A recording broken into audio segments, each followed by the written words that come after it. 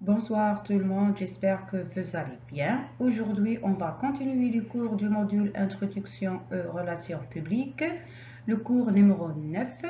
Le titre du cours d'aujourd'hui, c'est les relations publiques et la communication de crise, présenté par Dr. Samira. On va traiter le cours d'aujourd'hui, les relations publiques et la communication de crise, suivant cette plan. Introduction.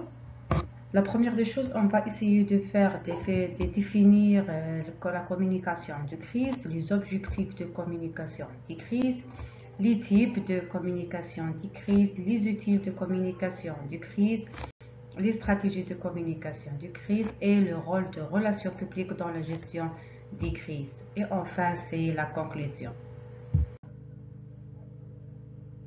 Je veux introduire le thème d'aujourd'hui avec introduction de titre d'aujourd'hui ou le thème d'aujourd'hui, la relation entre la communication de crise et les relations publiques et le rôle de relations publiques dans la gestion des crises dans les différentes entreprises.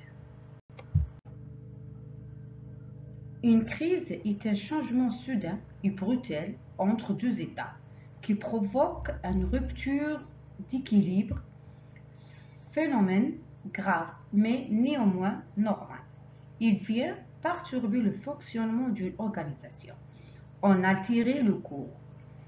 Quand la crise revêt une dimension publique, les médias sont empreints et donnent un dysfonctionnement générateur de la crise une autre ampleur. C'est précisément cette accélération tant fonctionnelle que médiatique qui contraint l'entreprise à réagir pour ne pas subir la crise. Il faut alors prendre en main sa résolution et sa communication. Nous l'avons dit, la crise est une détérioration brutale et soudaine. Remporter le défi de la communication en période de crise, si avant tout savoir gérer l'état d'urgence ainsi créé, car la précipitation est presque toujours maître du jeu. Le public, les internautes, les journalistes veulent de l'information. À chaud, des faits, des explications, l'entreprise pour sa part n'a souvent ni le temps ni la capacité de fournir une analyse approfondie et pourtant elle doit faire face. Dans tous les cas de crise, le temps joue pour la crise contre les responsables. On connaît la loi chère aux sapeurs-pompiers, plus sévère encore pour les crises. 1 minute, un verre d'eau, 10 minutes, un camion. 1 heure, une caserne. Elle s'applique plus encore aux situations d'événements majeurs. L'état d'urgence, le traumatisme interne causé par la crise, l'irruption d'interlocuteurs, non seulement journalistes mais aussi pouvoirs publics, syndicats, consommateurs, suivant les cas, le stress des différentes parties prenantes, tout s'additionne et vient perturber la qualité des relations. Donc, on va conclure que la communication de crise, ensemble des actions de communication entreprise pour lutter contre les effets d'un événement, peuvent avoir des effets néfastes sur l'image de l'organisation concernée ou de ses produits. Donc, les différentes définitions de communication de crise. Qu'est-ce que ça veut dire une communication de crise? La communication de crise est un dispositif clé de la gestion de la crise. C'est alors un domaine stratégique qui comporte de réelles différences avec la communication en temps normal. Ce cours vous permettra de comprendre, d'identifier la crise, de se préparer à la crise et de gérer la communication de crise. Avec les nouvelles technologies, de nouveaux types de crises émergent pour vous permettre de mieux comprendre et d'aborder ces problématiques, bad buzz, attaques informationnelles, rumeurs, etc. Ce cours comporte un focus sur la crise à l'ère du numérique. Il y a crise lorsqu'un obstacle survient et enraye les cours habituels des choses et des événements. Toute crise, quelle que soit sa nature et son ampleur, menace de bouleverser l'organisation de l'entreprise et de la léser. Les conséquences d'une crise peuvent être lourdes, notamment en termes d'image et de réputation, mais également en termes humains et peuvent impacter négativement l'activité de l'entreprise et son chiffre d'affaires. Même une situation inhabituelle et initialement mineure peut dégénérer et prendre de l'importance au point de devenir une véritable catastrophe si elle n'est pas gérée comme il faut par l'entreprise dès son apparition. Une crise ou une suspicion de crise n'est jamais prendre à la légère et c'est pourquoi il existe ce que l'on appelle la communication de crise.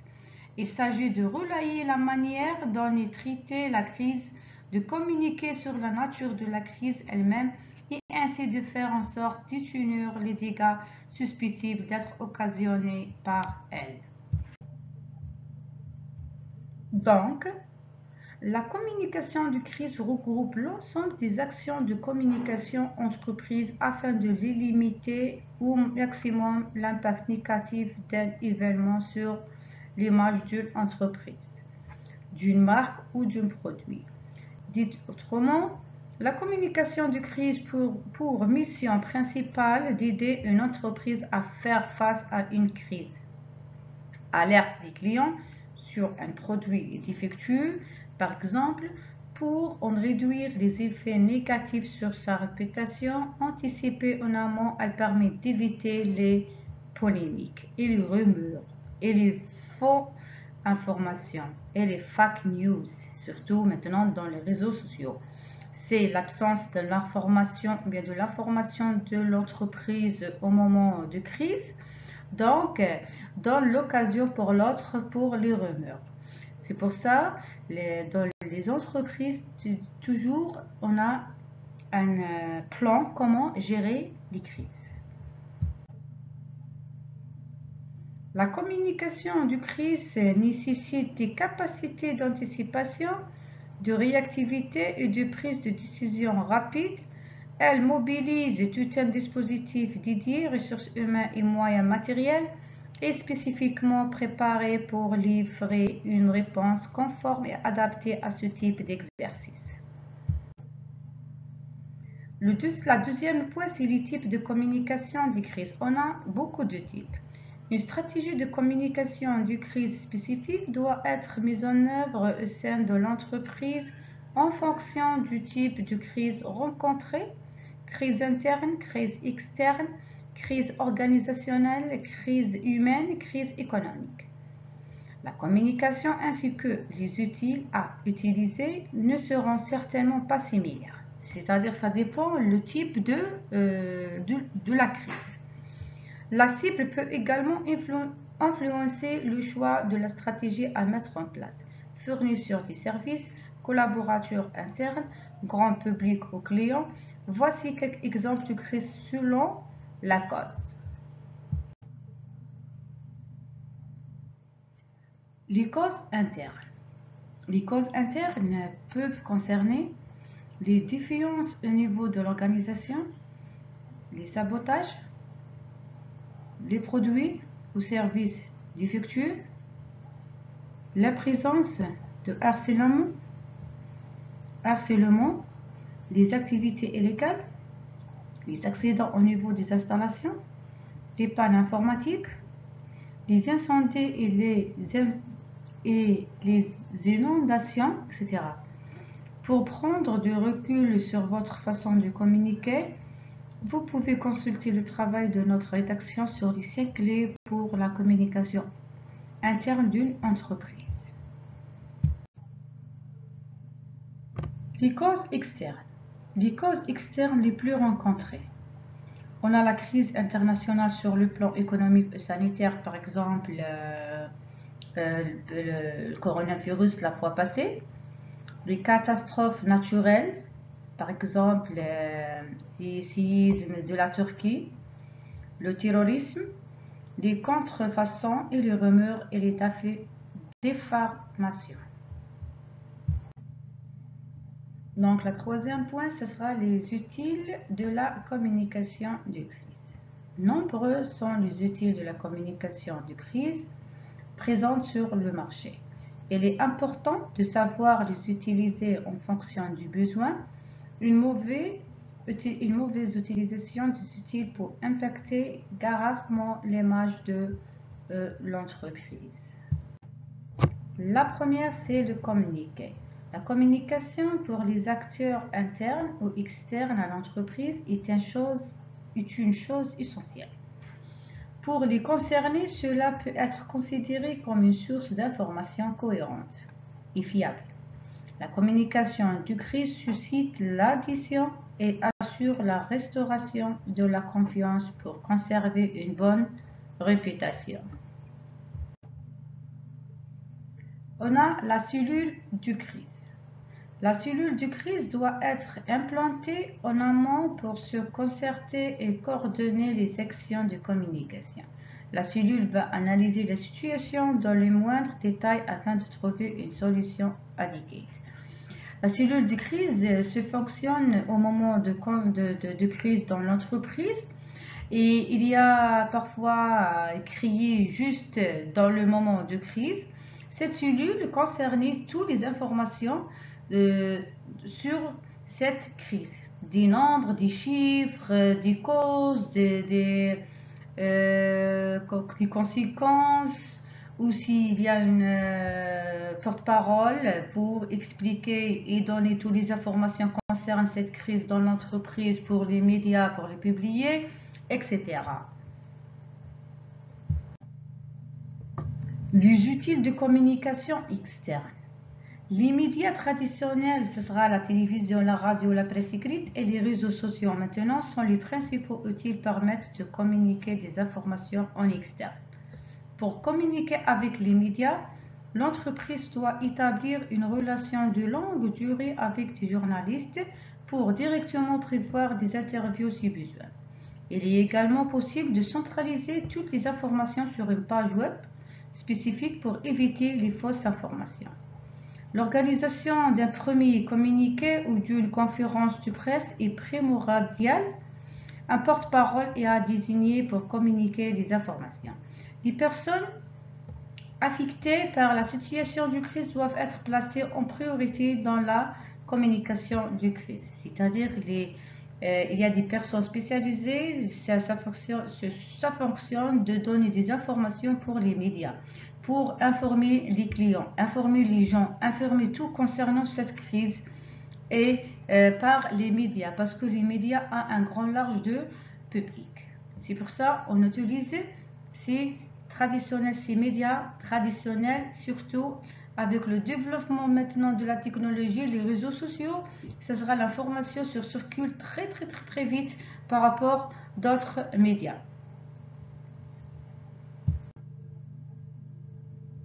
Les objectifs de la communication de crise. Quels sont les objectifs de faire une communication de crise ou bien de savoir la communication de crise?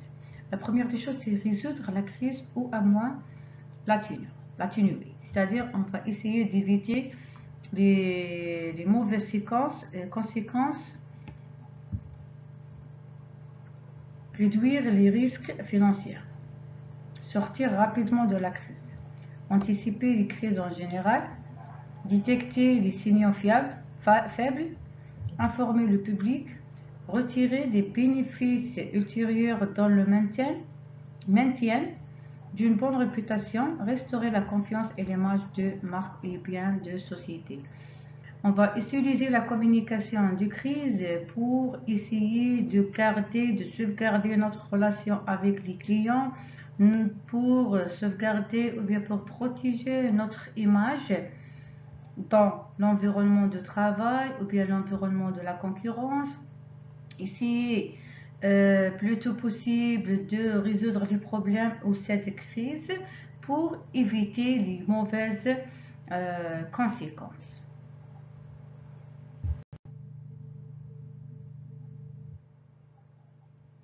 À l'heure des nouvelles technologies, l'information circule très rapidement et il est important de réagir vite en cas de crise. Ce phénomène est amplifié par la surmédiatisation des affaires et autres crises qui touchent aujourd'hui les entreprises. Idéalement, chaque organisation devrait donc préparer un plan de communication de crise prêt à être déployé. Ce plan de communication préétabli sert l'anticipation des crises en permettant la détection des signaux faibles pouvant alerter sur l'apparition d'une crise. Il définit également les différentes parties prenantes, identifiées et la manière dont les informations doivent être traitées et diffusées. La crise empêche l'entreprise de maintenir ses objectifs initiaux. Elle effraie et risque de jouer un rôle sur la fidélisation de sa clientèle et donc sur son chiffre d'affaires. La communication de crise, si elle ne peut pas toujours résoudre la crise, poursuit toujours un même but: en atténuer les effets. Elle sert la reconquête des différents terrains d'activité de l'entreprise humaine, financière, institutionnelle et commerciale. L'entreprise va notamment chercher à réduire l'impact financier de la crise en développant une communication adéquate vers le public, mais également vers ses propres effectifs. L'enjeu principal de toute communication de crise est la réputation de l'entreprise, donc la manière dont celle-ci est perçue par le public. Une altération de l'image de marque de la société provoquera un impact sur ses performances et donc sur ses perspectives d'avenir. C'est alors la confiance dans la marque et ses produits qui se décarte et peut affecter durablement la société.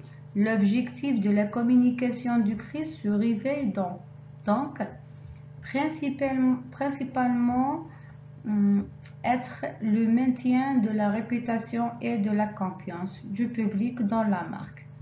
Le public va principalement retenir les émotions qu'il a ressenties lors d'une crise.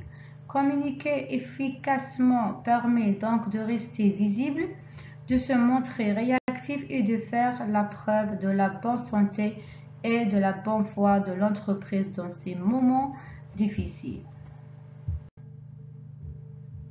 L'idée va ainsi être de sortir de la crise le plus rapidement possible et avec le moins de conséquences négatives possibles. Une bonne gestion de crise peut permettre à une entreprise de ressortir plus forte.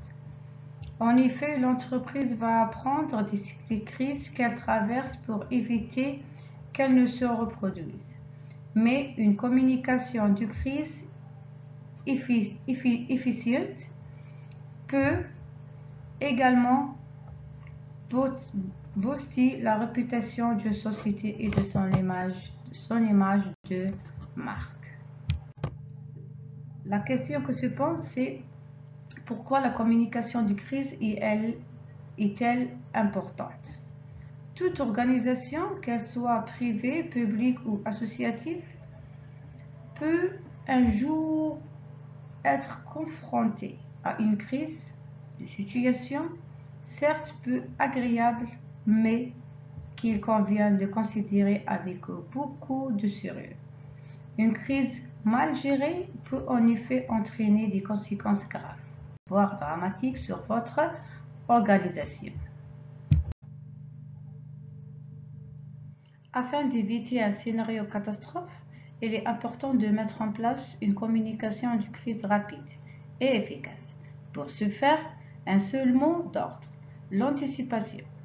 Si la nature de la crise est évidemment impossible à prévoir, il est en revanche possible de mettre en place en amont une stratégie qui permettra à l'organisation de gérer mieux sa communication en cas de perturbation.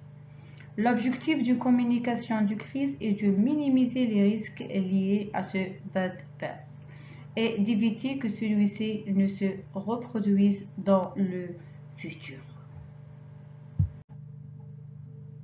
Comment élaborer une stratégie de communication de crise? La première, c'est l'anticipation des événements. Anticiper les événements. Confronté à des événements imprévus et parfois hors de contrôle, toute entreprise doit faire face par des actions de communication adaptées. Pour maîtriser la communication dans un contexte de crise et donc pour un peu moins la subir. Il est important d'y avoir réfléchi au préalable, penser la crise, l'anticiper, envisager les scénarios catastrophes. Cela nécessite au sein du pôle communication de l'entreprise de mobiliser des ressources dédiées à la gestion de la communication de crise. Si besoin, avoir recours à un consultant expert en communication de crise peut faire gagner du temps et constituer un atout précieux.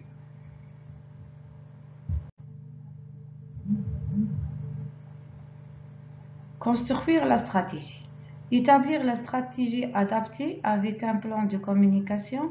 Le principe est d'élaborer une stratégie de communication affichée en fonction des différents scénarios envisagés et de la nature de la crise, interne, externe, technique, politique, etc., ainsi qu'un plan de communication de crise. Construire un guide de communication de crise indiquant les procédures à suivre, les personnes concernées, les documents importants et les fiches d'information.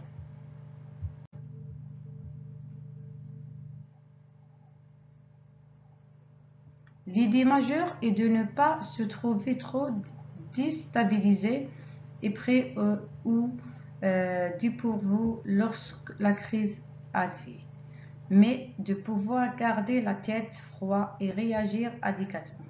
L'essentiel est toujours de limiter les dégâts et que l'entreprise puisse continuer à fonctionner et les collaborateurs de travail, même dans un contexte de crise.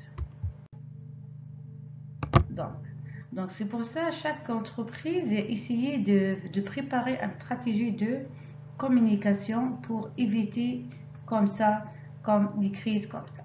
Qu'est-ce que ça veut dire en stratégie de communication? Dans toute démarche de communication, l'élaboration d'une stratégie est primordiale pour construire des campagnes de promotion percutantes et efficaces.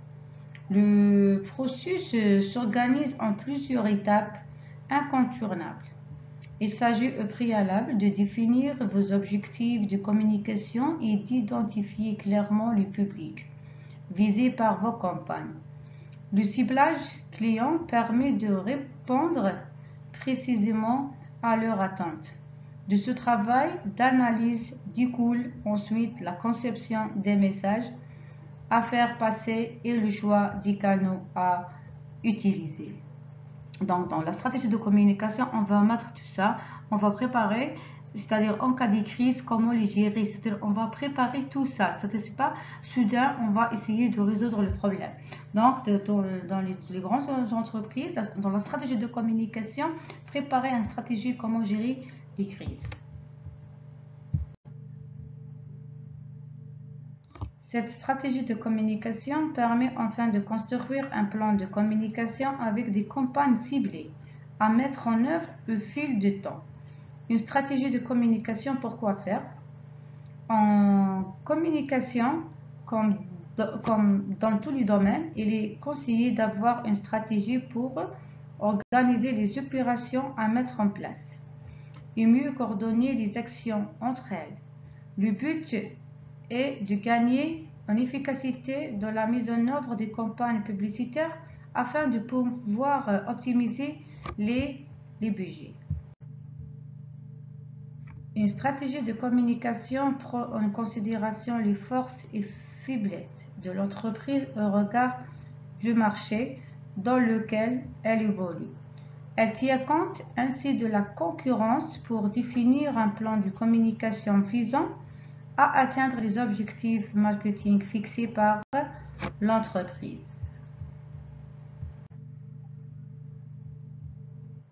À travers cette démarche, il s'agit en particulier de se positionner sur le marché par rapport aux offres concurrentes, de définir un argumentaire à tenir quel que soit le vecteur de communication choisi, de déterminer les cibles visées et choisir les canaux de communication à utiliser pour les toucher, de fixer un calendrier de mise en place des actions à conduire, de construire une feuille de route à suivre afin d'éviter de se disperser et ainsi garder une cohérence entre les différentes actions menées, de déterminer des indicateurs clés de performance pour mesurer l'impact des campagnes et calculer le retour sur investissement des différentes opérations conduites afin de pouvoir comparer les résultats. De garder une trace pour ajuster tous ces paramètres au fil des opérations et optimiser les coûts de communication de le temps. Une stratégie de communication est donc un outil fondamental pour aider l'entreprise à construire et piloter ses actions publicitaires de façon efficace et pertinente. Élaboration d'une stratégie de communication. On définit souvent la communication comme la transmission d'un message entre un émetteur et un récepteur, par le biais d'un canal de diffusion. Dans ce schéma, l'entreprise est l'émetteur du message et les interlocuteurs en sont le récepteur. La définition de les objectifs et la prise en compte de les cibles avec leurs spécificités s'impose donc comme une étape indispensable de la construction de votre stratégie de communication. C'est-à-dire qu'il faut déterminer les objectifs, le public cible, etc. pour s'impose donc une étape indispensable de la construction dans la stratégie de communication. La deuxième, c'est la définition de les objectifs de communication. Cette étape primordiale détermine la finalité de votre communication. Soit tu veux conquérir un nouveau prospect, fidéliser vos clients, modifier l'image de votre entreprise, faire connaître de nouveaux produits ou services. Les objectifs dépendent directement de votre stratégie marketing globale. Ils doivent aussi être mesurables et faire l'objet d'une évaluation durant la réalisation de vos campagnes. Intégrés à un tableau de bord, les objectifs vous permettront d'assurer le suivi des performances de vos campagnes et les ajuster au fil de temps. Le ciblage client. Déterminer précisément votre cible est indispensable pour élaborer des messages pertinents et choisir des canaux de diffusion adaptés. Il convient en effet de s'interroger en amont sur le public visé par votre entreprise à travers les campagnes pour trouver les mots justes et convaincre. Qui sont les destinataires de votre communication? Un public interne ou externe à votre entreprise, des particuliers ou des professionnels, quelle est leur typologie. Ça dépend de l'entreprise, ça dépend selon l'audience cible. Pour une communication à destination des particuliers B2C, les critères de ciblage peuvent être le sexe, l'âge, la catégorie socio-professionnelle, le lieu de résidence, les centres d'intérêt, etc. La mise en œuvre de la stratégie de communication, après définition du public visé et des objectifs de communication relatifs à chaque cible, il est temps de rentrer dans le vif du sujet avec le choix des actions à entreprendre et l'élaboration des messages. Le budget à mobiliser dépend alors du choix des canaux de communication et de la planification des campagnes dans le temps. Donc, la prédéfinition du public, les objectifs de communication, On va rentrer dans le vif sujet avec le choix des actions à entreprendre et l'élaboration d'un message. Donc, le budget de l'entreprise à mobiliser dépend alors du choix du canal de communication et de la planification. Parce que c'est quand on va déterminer le cible, l'audience cible, on va, selon le budget de l'entreprise, on va essayer de faire par exemple des campagnes sur notre produit, campagnes publicitaires ou bien dans les médias, soit réseaux sociaux, soit les médias traditionnels, pour informer les clients, enfin les gens, sur notre nouveau produit, de modification, etc.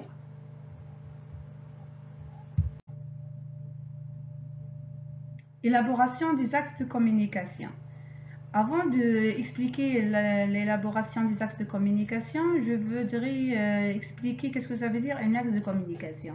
Un axe de communication est l'idée directrice qui dicte le temps de la communication. C'est auteur de cet axe que les études de communication, les messages, l'affichage, les stratégies, les supports médiatiques et les activités doivent être construits.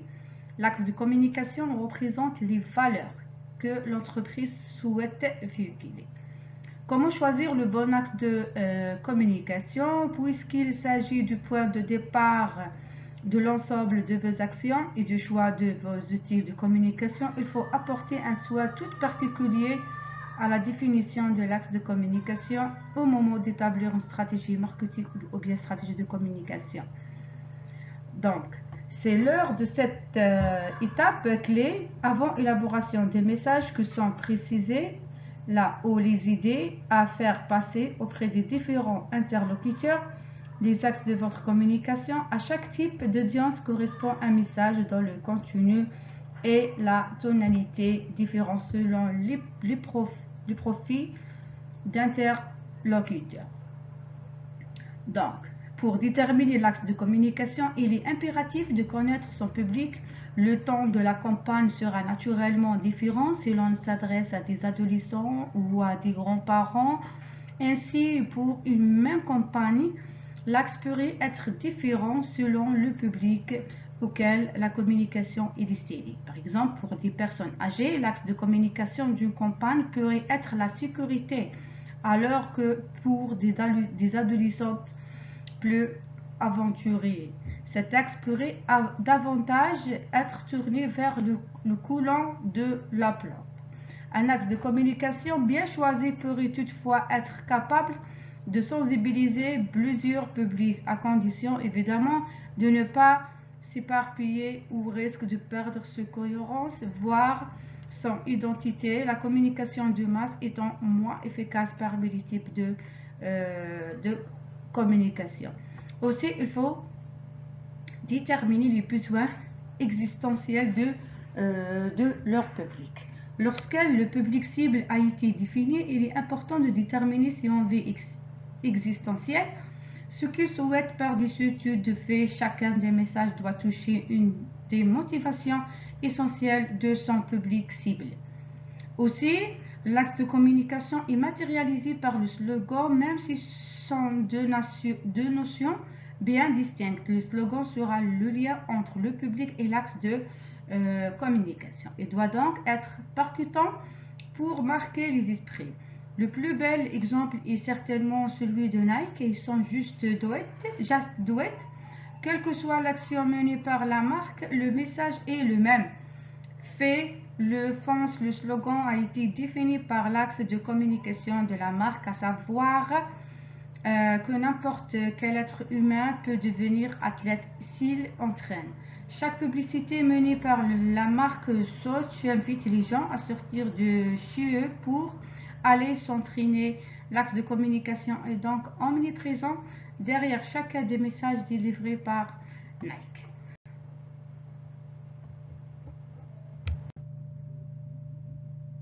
Choix des canaux et planification des actions de communication. De nombreuses solutions de communication existent pour mettre en œuvre votre stratégie à travers différents canaux et moyens. édition, distribution du prospectus et catalogue, publicité média ou en ligne, relations presse, communication digitale, communication événementielle. Aussi, pour obtenir de nouveaux clients, par exemple, la première étape consiste à communiquer avec ou d'une manière ou d'une autre, par des écrits, des vidéos ou des appels sous une forme ou une autre. Au lieu de trouver des moyens d'adapter leur style de communication, de nombreuses entreprises se concentrent aujourd'hui sur des tactiques de croissance fantaisistes qui ne mènent à rien. Prenez plutôt de recul et réfléchissez à la manière de vous communiquer. Les canaux de communication, ce sont les moyens de communication utilisés pour transmettre des messages spécifiques. Donc les réseaux sociaux, par exemple, les emails, le télémarketing, les applications de messagerie instantanée ou même les interactions en face à face sont des exemples de canaux de communication. Donc, les canaux de communication sont essentiels pour une entreprise car ils permettent aux gens de se connecter et de s'engager les unes envers les autres. Ils constituent également un moyen pour les entreprises d'atteindre de nouveaux clients et de rester en contact avec leurs employés sur une base régulière. De plus, ils peuvent jouer un rôle crucial dans le succès de votre entreprise. Le choix de bon canal de communication pour votre entreprise dépend de l'objectif de message et de son public cible.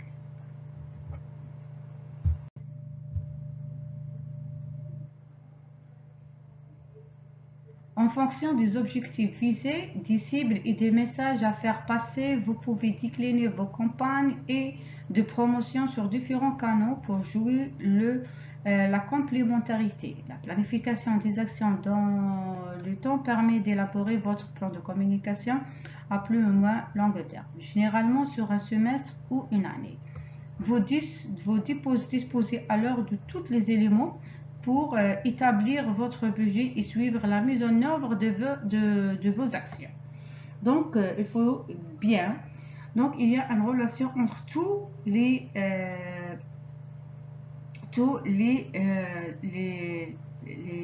comment dire, entre l'émetteur, les récepteurs, le canal, etc. Il y a une très bonne relation avec ces acteurs de communication. Donc, il faut déterminer le message, déterminer l'audience cible pour essayer de créer un message contient des choses qui attirent cette catégorie, etc.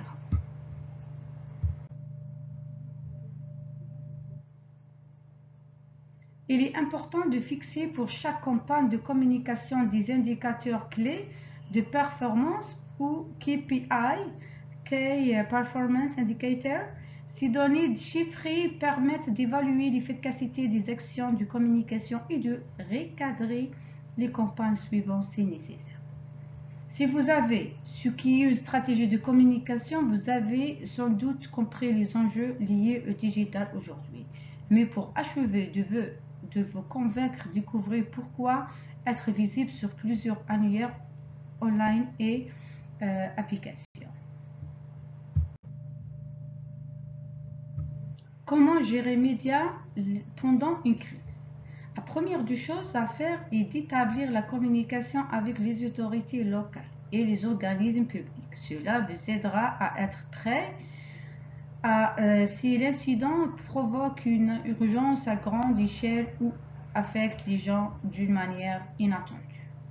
La deuxième chose à faire est de vous concentrer sur vos employés et de déterminer ce dont ils ont besoin. Il peut s'agir de sécurité, de nourriture, d'abri, d'informations ou de tout ce dont ils peuvent avoir besoin pendant cette période difficile.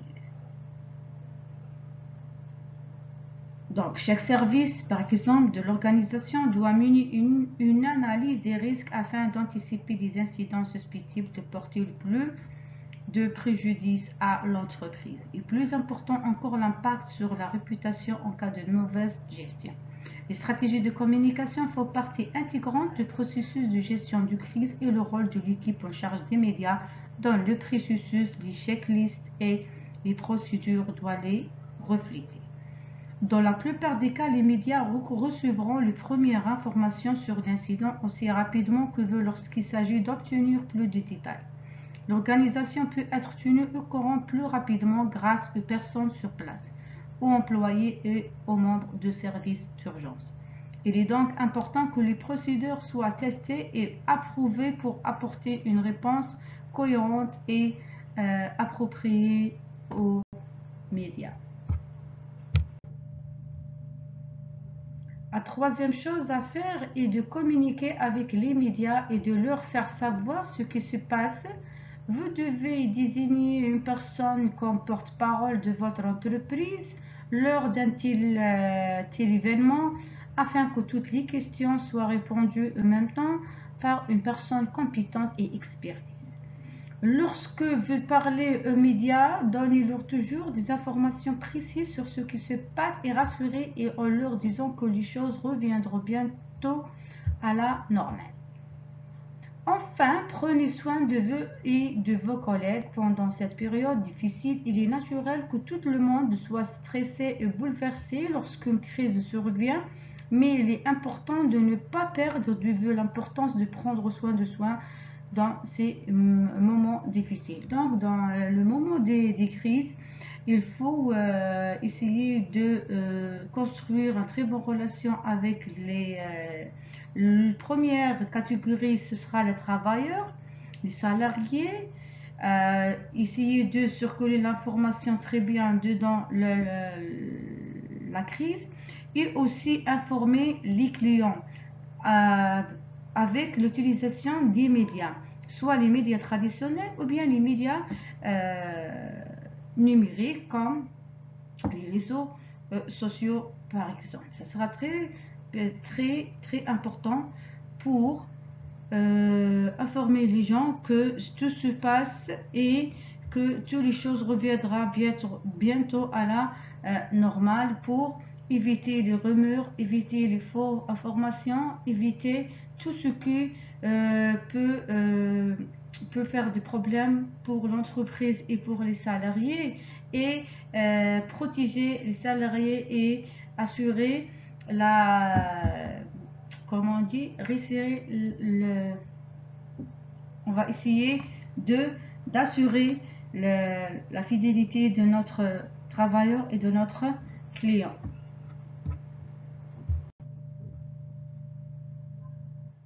L'efficacité de la relation en situation de crise.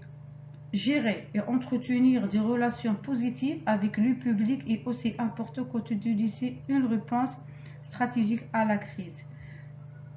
C'est ça qu'est-ce qu'il dit Ian Jean, qu'il faut prendre à la considération en moment de crise, comment gérer et entretenir des relations positives avec les gens concernés, soit les travailleurs, soit les publics.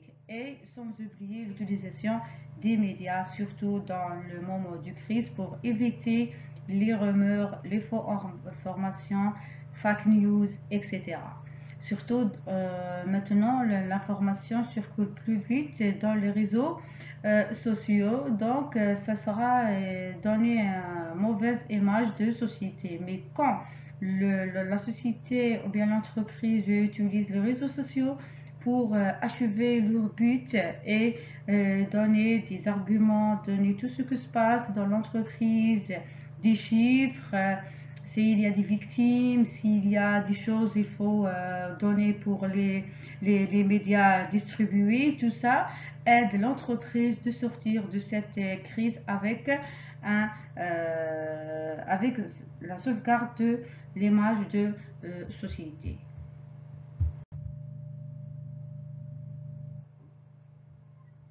Pour refonder la relation en situation de crise, il a été nécessaire de faire évoluer les principes de communication de crise dans plusieurs membres de notre équipe. On contribue à instaurer et de passer à l'étape suivante. Par exemple, les relations publiques en situation de crise, plus en proximité, plus efficace, plus sûre, plus vraie que la seule communication de crise. Donc, la relation a un très bon rôle dans les communications de crise. Plus en proximité, les relations publiques de crise intègrent l'ensemble des opérations de communication matérialisée vers du public, de la crise jusqu'à la préparation de relations individuelles ou bien de groupe avec les parties prenantes et sont parfaitement connectées avec la gestion de la crise dans laquelle ils interviennent.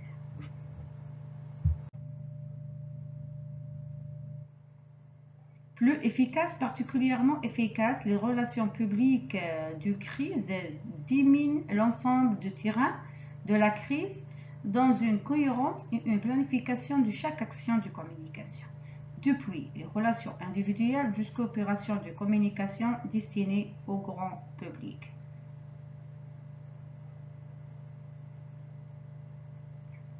Plus en face avec les réseaux sociaux.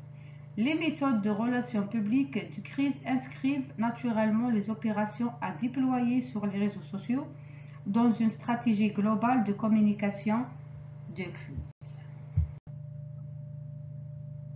Plus sûre, plus en face avec la réalité de la crise et plus discrète, les relations publiques de crise permettent de limiter les risques de décryptage de la communication par les parties adverses et les communicateurs plus ou moins avisés qui viennent polluer la communication.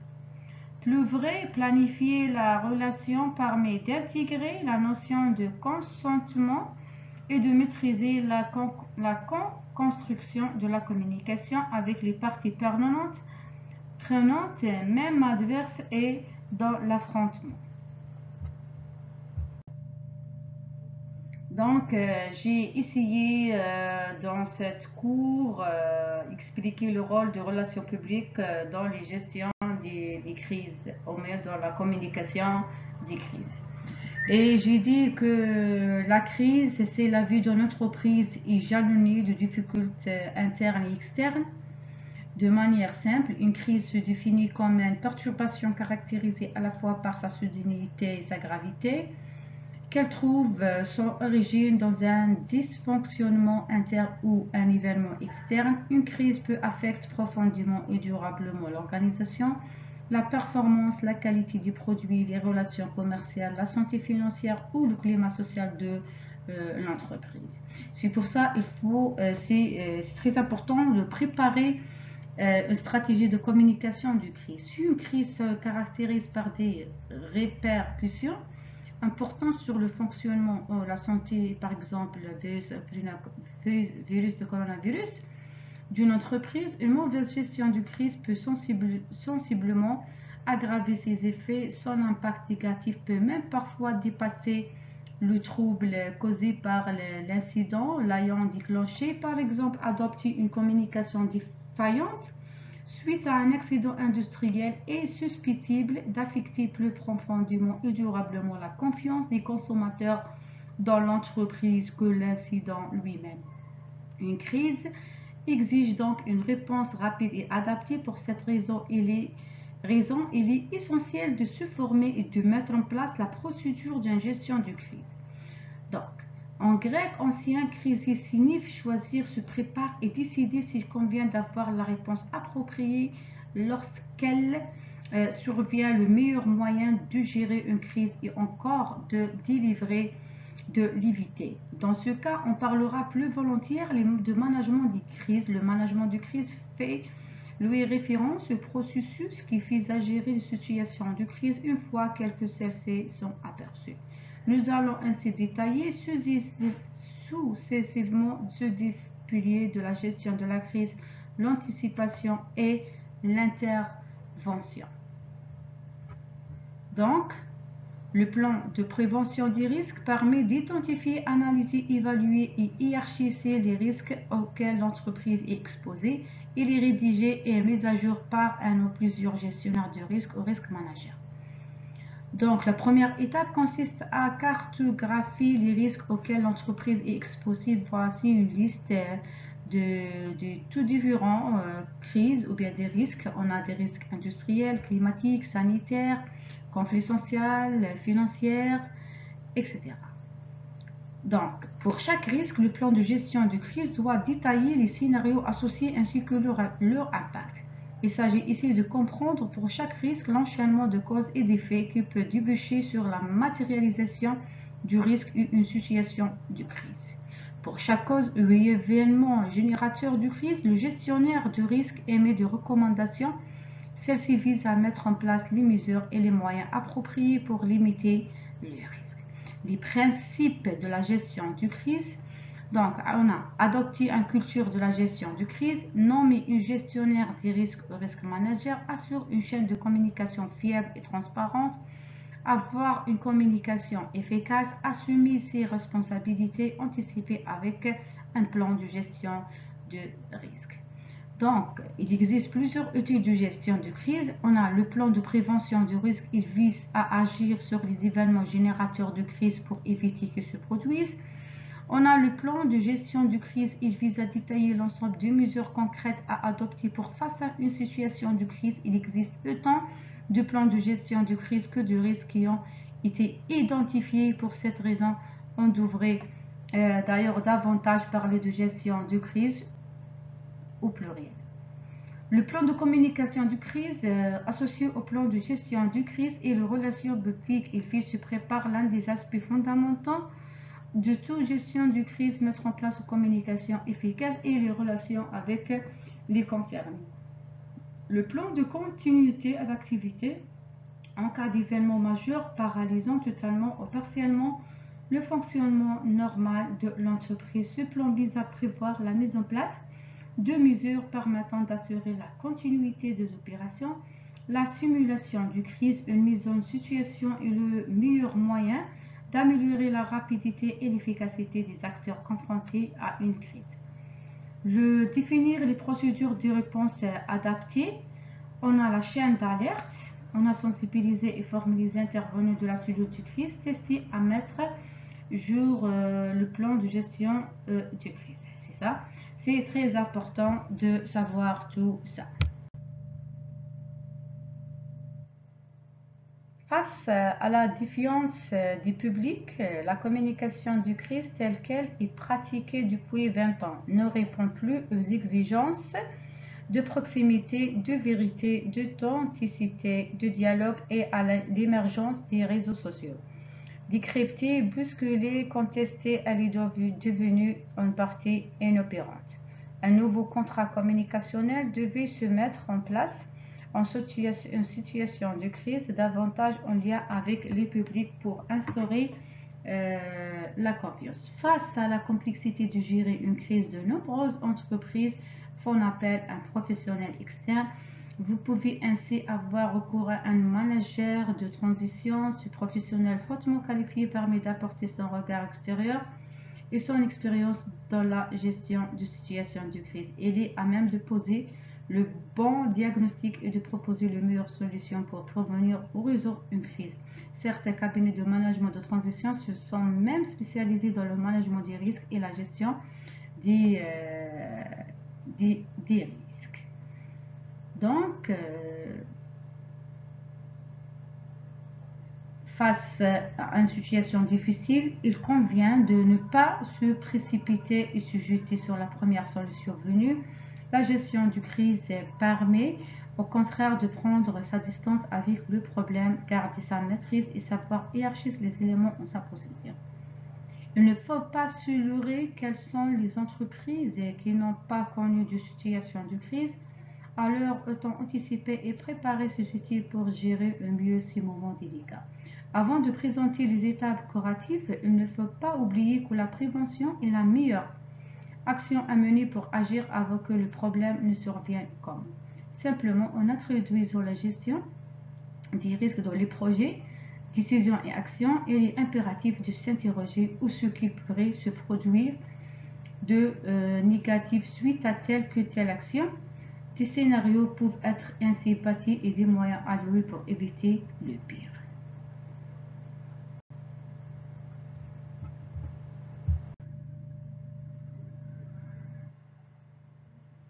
Lorsqu'une crise frappe votre entreprise, elle peut être dévastatrice. Non seulement vous devez assurer la sécurité de vos employés, de vos clients et de toute autre personne susceptible d'être affectée par l'incident, mais vous devez également trouver les bons mots à dire et à envoyer au public. La communication de crise il consiste à s'assurer que les gens savent ce qui se passe et ce qu'ils doivent faire. Plus important encore, la communication de crise consiste à rassurer les gens sur la sécurité de votre entreprise. Vous pouvez avoir plus d'informations sur la communication dans un monde. En plus, rares sont les entreprises voguant sur un long fleuve tranquille. La vie entrepreneuriale est en effet émaillée de périodes de crise plus ou moins importantes auxquelles il faut apporter une réponse rapide sous peine de mettre la vie de l'entreprise en péril. La gestion des revendications d'une équipe face à un climat social tendu, la gestion des ressources humaines, par exemple, la gestion de la communication en temps de crise, l'organisation ou la réorganisation interne, la gestion de l'optimisation de trésorier, l'organisation de redressement de filiales, l'identification de nouveaux leviers de croissance, les défis technologiques, les activités concurrentielles, les enjeux sanitaires, etc. sont les principaux cas de gestion de crise qui peuvent se présenter.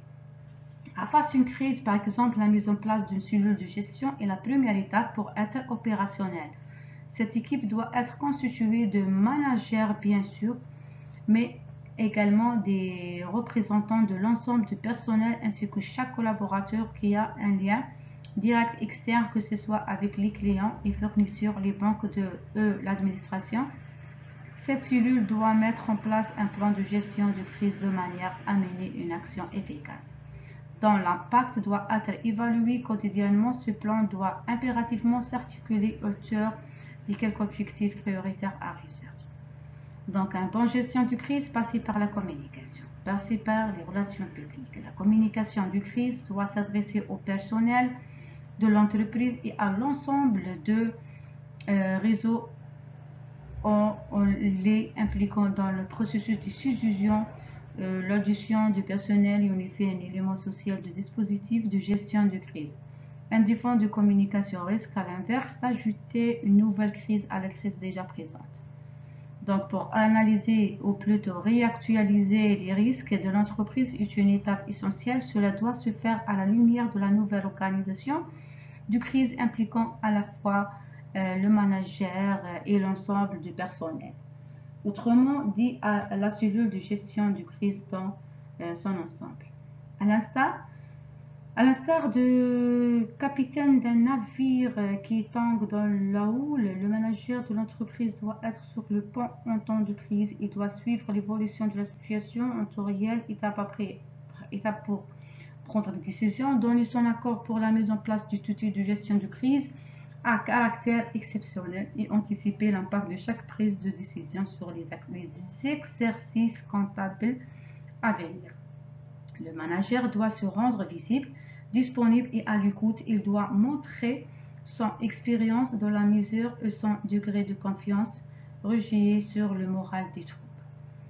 Tout manager, aussi bon soit-il, n'a pas forcément été précédemment confronté au type de risque ou un type de situation que son entreprise traverse. La gestion de crise se doit d'apporter des réponses instantanées et immédiatement adaptatives en fonction de l'évolution de la situation. Le meilleur moyen d'y parvenir est de faire appel à un manager de transition capable dans un laps de temps très court de conseiller les bonnes décisions à prendre, utiliser son expérience et ses compétences, permet de gérer la crise sans attendre. N'hésitez plus de faire appel au management de transition avec numéro par exemple pour faire face à une crise au sein de votre entreprise ou d'un de vos départements.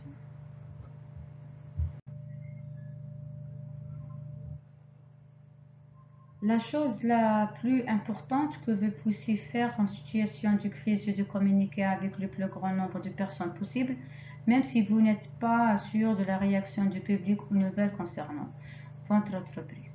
Il est préférable d'avoir un dialogue ouvert dans toutes les situations. Voici quelques conseils pour vous aider à traverser une crise d'une manière qui soit la plus bénéfique possible pour votre entreprise.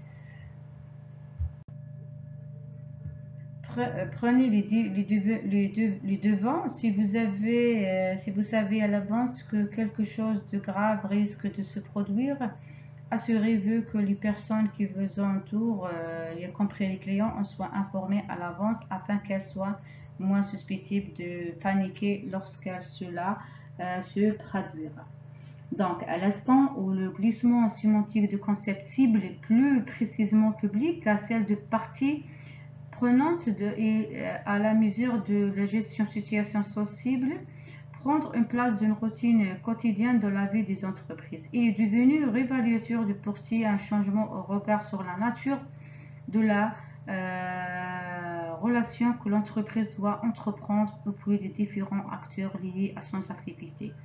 En parallèle, une obligation pour toute entité de déploiement, un pouvoir sur une société de lui rendre des comptes et de faire grâce à leur transparence afin de garantir la continuité de leur activité, également faire preuve de leur responsabilité et légitimité tant à leur égard ou bien à l'opinion publique. Dans la rigueur ou de telles circonstances sensibles réveillées, capables de rompre le dialogue et mettre en péril la confiance d'un organisme.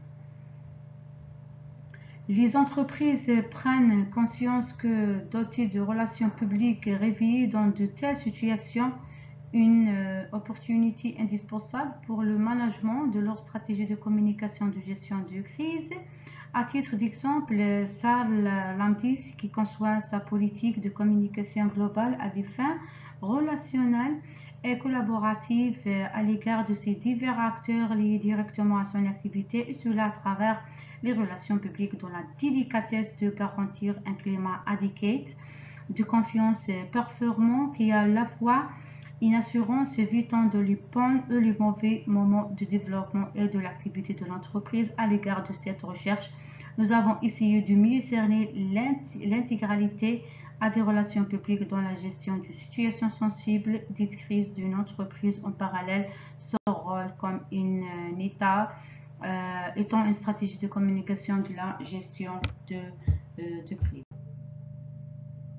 Donc, dans un bref historique, les auteurs rappellent que bien que la communication de crise soit somme toute bien jeune et il y a à peine 20 ans, sa vision initiale fait de communiqués de presse, de prises de parole, de messages clés et de passages savamment orchestrés dans les médias est obsolète. Le contexte communicationnel actuel marqué par la pluralité des acteurs confrontés à la crise des oppositions, le morcellement de l'opinion, la généralisation des réseaux sociaux et des affrontements exigent des réponses à la fois globales et d'une précision extrême. Les auteurs rapportent d'ailleurs les propos de Thierry Liaber pour qui la communication d'entreprise devrait faire retour au fondement et découvrir la notion de relation dans ses aspects d'échange, de concentration, voire même de confrontation avec ses publics. Pour en rester sur les fondements, les auteurs mentionnant au passage la théorie du two-step follow de Katz et Lazarsfeld, selon laquelle il ne se fait plus de s'adresser aux médias et de convaincre des leaders d'opinion. Pour qu'une communication de crise soit effective, sans que cette théorie ne soit complètement écartée, le contrat communicationnel est muté selon les auteurs vers une co-construction où chacun et acteurs de la communication. De plus, expliquer les auteurs, toute action identifiée comme un jeu de la communication est immédiatement rejetée par le public, notamment parce que une organisation en crise manque souvent et singulièrement de légitimité pour exprimer l'empathie pour les victimes. Selon les auteurs, cette légitimité ne se trouve plus dans des mots, mais dans des actes liés à la gestion de la crise et la relation avec les personnes impactées par la crise. À partir de ces constatations, Eondrich et Myron défendent la nécessité de base des relations de crise sur la construction d'un lien de confiance et trust plutôt que sur la défense de la réputation et réputation à travers d'intenses transactions avec les différents publics sont l'établissement de ce lien de confiance. On se base principalement sur les concepts développés dans la théorie de la communication des crises et sensibilisés. Les auteurs se basent sur le fait que les enjeux actuels de communication exigent un nouveau contrat de communication en situation de crise fondé sur la construction de sens. Cette nouvelle approche des relations publiques de crise plus discrète, plus en lien avec les parties prenantes, plus en rapport avec la crise, autorisation d'exercer par le corps social parmi les concepts opératoires qui se trouvent au centre de l'approche de relations publiques de crise, celui d'autorisation d'exercer par le corps social, selon lequel d'une organisation de résister à une crise dépend fortement de la relation qu'elle entretient préalablement avec ce public. Né dans les années 90 aux États-Unis, cette démarche qui s'inscrit dans le cadre de la responsabilité sociale des entreprises et comporte un ensemble de méthodes et moyens destinés à faire connaître l'entreprise et ses spécifiques auprès de groupes sociaux identifiés. Légitimer la possibilité d'un débat sur un sujet controversé et le rôle de l'entreprise dans ce débat. Crédibiliser les propos de l'entretien dans le débat suscité auprès de groupes sociaux spécifiques par la relation avec ces groupes sociaux. Créer la confiance et obtenir ainsi le soutien de groupes sociaux ou de personnels politiques, notamment en cas de crise. Les auteurs précisent toutefois qu'une situation de crise, l'organisation impactée n'a pas généralement pas besoin de se faire connaître ou de mettre en avant un sujet étant donné que les événements sont chargés. Identification du public, la notion du public est centrale en relations publiques et celle du public prioritaire est centrale en relations publiques de crise. Les auteurs soulignent en effet que la plupart des crises en concernant pas forcément un large public. Il faut également se souvenir, prévient les auteurs, que les pics médiatiques interviennent généralement dans certaines phases d'une crise, principalement dans la phase émotionnelle et dans les rebondissements. Et ce n'est pas parce qu'une crise n'a plus d'impact médiatique qu'elle est pour autant terminée. Il est donc nécessaire de se rappeler que la relation avec les médias en situation de crise constitue non une stratégie mais une opération destinée à s'adresser à des publics déterminés. Il serait toutefois toujours, selon les auteurs, une erreur de chercher à établir une relation avec tous les publics en situation de crise, voire nuisible de légitimer ainsi tous les publics. Ceci rend donc pertinent de maintenir une part de communication de crise classique destinée aux commentateurs ou spectateurs et dont le principal objectif est d'éviter qu'ils nuisent à la réputation de l'organisation en crise. Si l'identification du public est nécessaire, les auteurs mettent toutefois en garde de surévaluer l'importance des leaders d'opinion et la multiplication des sources d'interpellation à travers les médias sociaux. Pour ce faire, il propose la typologie suivante de l'approche des relations publiques de crise. Il y a deux grands types de publics à considérer, les publics prioritaires et les publics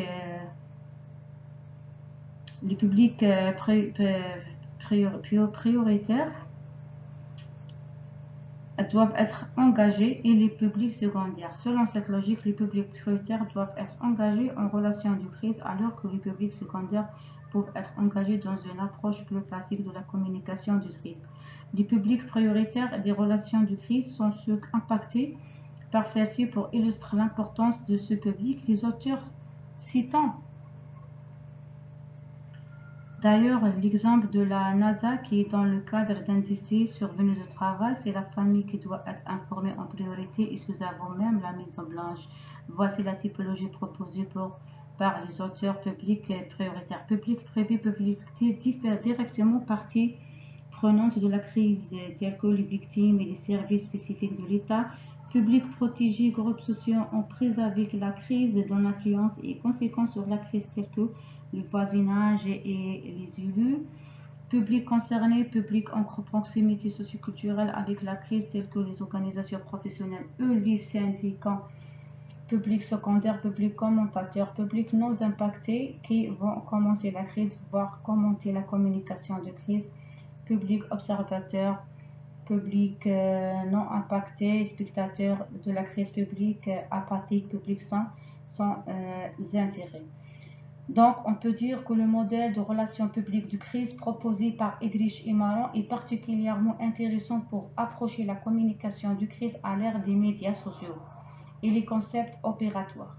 du public prioritaire et secondaire, offre des outils d'analyse pertinentes pour observer les stratégies de communication des différents acteurs en contexte de crise. Donc, c'est ça. J'ai essayé de faire un petit résumé sur tout ce qu'on a appris dans ce cours d'aujourd'hui, le rôle de relations publiques dans la gestion de communication de crise. C'est l'importance de rester fidèle avec, reste, avec notre client, soit l'interne, ce sera les salariés, ou bien externe, ce sera les clients, avec l'utilisation des médias pour distribuer des informations correctes. Et selon l'audience cible, on va essayer de choisir les canaux de communication efficaces. Donc, ce sera très important de savoir ça, parce que toutes les entreprises, ça dépend leur spécialité. On ne sait jamais face à une perturbation dans l'entreprise.